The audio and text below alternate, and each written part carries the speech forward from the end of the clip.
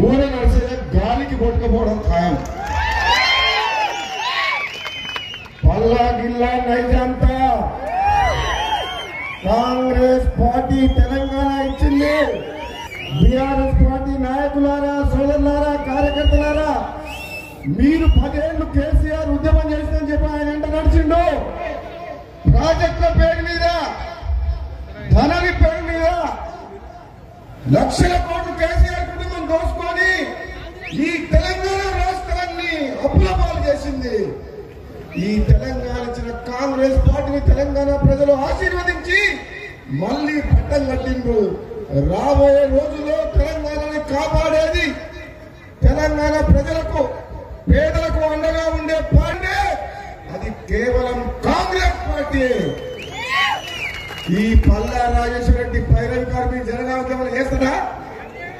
24 గంటలు కేసీఆర్ మందులో సోడా పోసుకుంటూ కూర్చుంటారు రాత్రి పూట్ల.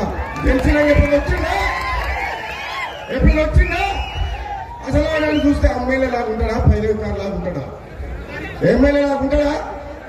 ఎప్పుడైనా ప్రజల మధ్యలోకి వచ్చిండా? ప్రజల కష్టాలు చూసిండా? ప్రగతి భవన్ లో చెంచాగిరి చేసి టికెట్ తెచ్చుకొని పైసలు పెట్టి మోసం చేసి గెలిచిన వ్యక్తి పల్లా రాజేశ్వర రెడ్డి. మరి ఆయన కావాలన్నా? మన ప్రతాపన్న ఉన్నాడు, యువకుడు ఉన్నాడు, మీకోసం వస్తుండో. ఎవరు కావాలి మీకు? ఎవరు కావాలి? కాంగ్రెస్ పార్టీ కార్యకర్తలు, నాయకులు మీరు చెప్పండి, ఎవరు కావాలి? మీకోసం ప్రారంభించి పని చేసినాడు కావాలన్నా? కేసీఆర్ కి చెంచాగిరి చేసినాడు కావాలన్నా? లేకపోతే గాలికి తిరిగే భువనసాయి కావాలన్నా? అవునా కదా? మంచోడు కావాలన్నా వద్దా?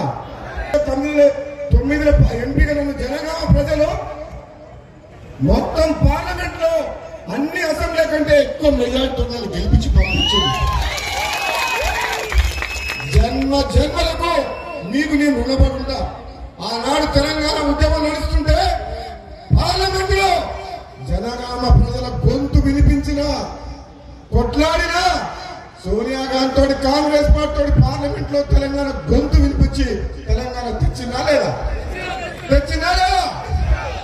మీ గురించి ఆనాడు అందరు నన్ను ఒక్క పార్లమెంట్ ఎంపీకి ఒక్క రైల్వే స్టేషన్, ఆదర్శ రైల్వే స్టేషన్ అన్నారు.